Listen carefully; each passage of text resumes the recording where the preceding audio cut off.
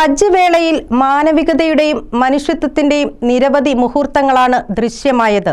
തീർത്ഥാടകർക്ക് സഹായഹസ്തവുമായി വോളണ്ടിയർമാരും സൈനികരും കർമ്മനിരതരായി. തിന്മയുടെ പ്രതീകമായ സാത്താന്റെ പ്രതീകത്തിന് നേരെ ജംറകളിൽ കല്ലെറിയൽ കർമ്മം നിർവഹിക്കുന്നതിനിടെ തീർത്ഥാടകയുടെ കുഞ്ഞിനെ കരുതലോടെ തലോടുന്ന സുരക്ഷാഭടന്റെ ദൃശ്യം ആരെയും ആകർഷിക്കുന്ന ഒന്നായിരുന്നു. ജംറയിലെ തിരക്കിനിടയിൽ കൈക്കുഞ്ഞുമായി കർമ്മം നിർവഹിക്കാൻ ബുദ്ധിമുട്ടിയ തീർത്ഥാടകയുടെ കുഞ്ഞിനെ സുരക്ഷാഭടനാണ് കയ്യിൽ വാങ്ങി സാന്ത്വനം സമ്മാനിച്ചത്. കർമ്മം പൂർത്തിയാക്കി കുഞ്ഞിന്റെ ഉമ്മ സൈനികന്റെ കയ്യിൽ നിന്ന് സന്തോഷപൂർവ്വം കുഞ്ഞിനെ സ്വീകരിക്കുന്ന ദൃശ്യങ്ങൾ ഹജ്ജ് വേളയിൽ വൈറലായിരുന്നു. മനുഷ്യരോട് മാത്രമല്ല, പ്രകൃതിയിലെ ജീവജാലങ്ങളോടും കരുണ കാണിക്കുന്ന മറ്റൊരു സൈനികനും പുണ്യഭൂമിയിൽ തീർത്ഥാടകർക്കിടയിൽ താരമായി.